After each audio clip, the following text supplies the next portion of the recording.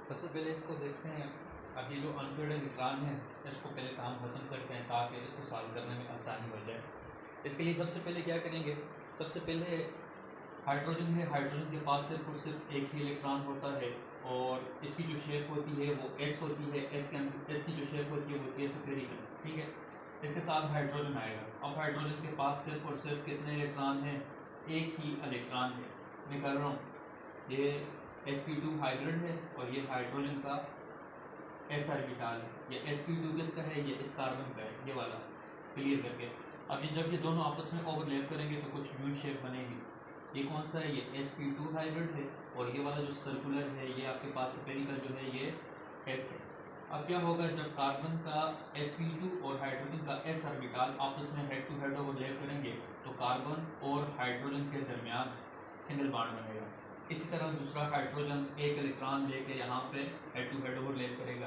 यहाँ पे आएगा आपके पास तीसरा हाइड्रोजन, यहाँ पे आएगा फोर्थ हाइड्रोजन, यहाँ पे आएगा फिफ्थ और यहाँ पे आएगा सिक्स हाइड्रोजन। टोटल हमारे पास हाइड्रोजन जो है वो 6 है। तो हम यहाँ पे लिखेंगे, हम लिखेंगे कि कार्बन और हाइड्रोजन के दरमियान, कार्बन और हाइड्रोजन के दरमियान बॉन्ड कैसे बना।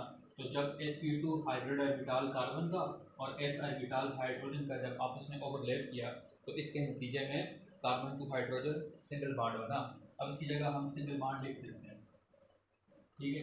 कार्बन टू हाइड्रोजन इसकी जगह भी लिख सकते हैं, कार्बन टू हाइड्रोजन इसकी जगह भी लिख सकते हैं, कार्बन टू हाइड्रोजन इसकी जगह भी लिख सकते हैं, कार्बन टू हाइड्रोजन और इसकी जगह भी लिख सकते हैं कार्बन टू हाइड्रोजन। बस लास्ट स्टेप है।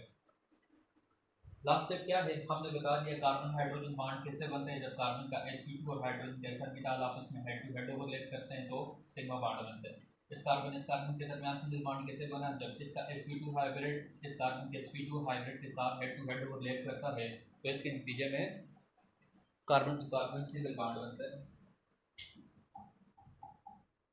पहले आवाज ही नहीं आ रही।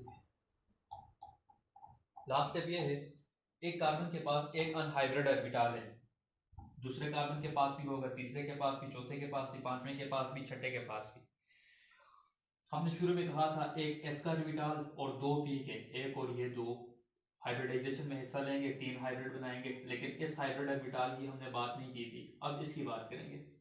इसकी जो शेप होती है वो होती है डबल डाई की, जिस तरह जैम वगैरह में डंबल वगैरह होता है इसी तरह डंबल होता है। इसके पास होता है एक अनहाइब्रिडाइज्ड ऑर्बिटल, इसको बोलते हैं अनहाइब्रिडाइज्ड पी ऑर्बिटल, या वो वाला ऑर्बिटल जिसने हाइब्रिडाइजेशन के अंदर बॉन्डिंग में हिस्सा नहीं लिया। ये सिर्फ और सिर्फ यूं कहें कि वो ऑर्बिटल जिसने हाइब्रिडाइजेशन में हिस्सा नहीं लिया।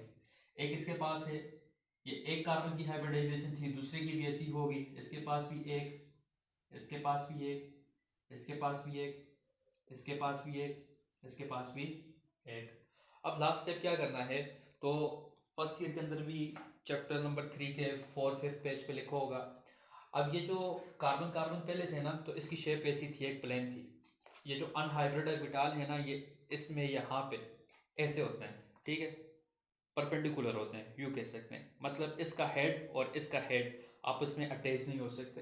तो फिर ये क्या करते हैं, जब हेड टू हेड ओवरलैप नहीं हो सकती तो ये साइड वाइज ओवरलैप करते हैं। इसका साइड और इसका साइड आपस में जब साइड वाइज ओवरलैपिंग करते हैं तो इसके नतीजे में बनता है पाई बॉन्ड। एक इलेक्ट्रॉन इसके पास है, एक इलेक्ट्रॉन इसके पास है, तो ये आपस में क्या करेंगे, साइड वाइज ओवरलैप करेंगे, ठीक है। ये साइड वाइज ओवरलैप कर रहे हैं, इसका मतलब ये नहीं है कि यहाँ पे ट्रिपल बॉन्ड बन रहे हैं, बॉन्ड एक ही बनेगा। इसके पास एक इलेक्ट्रॉन, एक इलेक्ट्रॉन, टोटल 2 इलेक्ट्रॉन, तो 2 इलेक्ट्रॉन से सिर्फ एक ही बॉन्ड बनता है, ठीक है। इसका काम खत्म हो गया, ये वाला इलेक्ट्रॉन इस इलेक्ट्रॉन के साथ यूटिलाइज हो गया, बॉन्ड बना दिया। अब ये वाला इलेक्ट्रॉन इस इलेक्ट्रॉन के साथ बॉन्ड बनाएगा, ये वाला इलेक्ट्रॉन इस इलेक्ट्रॉन के साथ बॉन्ड बनाएगा। यहाँ तक क्लियर है। जो मसला हुआ आपने दोबारा सुन लेना है, ठीक है, दोबारा रिपीट इसको नहीं कर रहा। इसके बाद फिर हम यहाँ पे लिख सकते हैं ये जो कार्बन है और ये कार्बन है, ठीक है, यहाँ पे कार्बन और ये वाला कार्बन, इसके दरमियान पहले सिंगल बॉन्ड था और यहाँ पे ऊपर हाइड्रोजन भी है, ठीक है,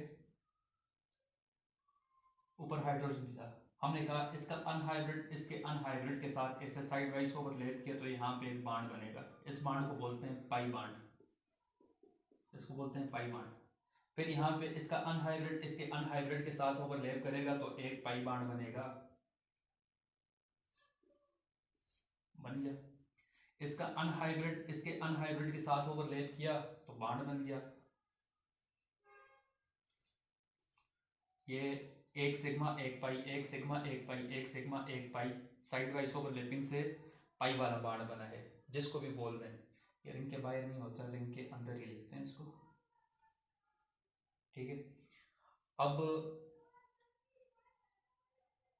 लास्ट स्टेप ये है कि इसके अंदर जो एंगल होता है वो होता है 120 डिग्री का, और इसकी जो शेप होती है प्लेनर। अगर कोई पूछे कि ये पाई बॉन्ड कार्बन और कार्बन के दरमियान बेंजीन के अंदर कैसे बना है, तो हम कहते हैं कि पाई बॉन्ड जब बनता है जब अनहाइब्रिडाइज्ड पी ऑर्बिटल दूसरे अनहाइब्रिडाइज्ड पी ऑर्बिटल के साथ साइड वाइज ओवरलैपिंग करता है, तो इसके नतीजे में पाई बॉन्ड बनता है। इसकी जो शेप होती है वो प्लेनर होती है। प्लेनर से मुराद ये है कि ये एक प्लेन है, ठीक है। मतलब जिस तरह अगर मैं इसको बोर्ड के ऊपर रख रहा हूँ ना, तो चारों कार्नर 1 2 3 4 चारों बोर्ड के साथ टच हो रहे हैं, ठीक है। इसी तरह जब बेंजीन के मालिक्यूल को किसी सरफेस पे रखा जाता है तो इसके भी सारे के सारे एटम सरफेस पे टच होते हैं। इसके अलावा ये जो पाई इलेक्ट्रॉन्स होते हैं ये इस रिंग के ऊपर या इस रिंग के नीचे होते हैं, ये वाले। ये बांड मूव भी करते हैं, ये बांड कभी यहाँ पे भी बन जाता है, अगर यहाँ बनेगा तो ये बांड यहाँ शिफ्ट होगा, ये बांड फिर यहाँ शिफ्ट होगा। ये शिफ्टिंग ऑफ बांड इसमें होती है, डीलोकलाइजेशन इसके अंदर एग्जिस्ट करती है। यहाँ तक ही है कि बेंजीन की स्ट्रक्चर क्या है, ये इंपॉर्टेंट चीज़ है इसके अंदर।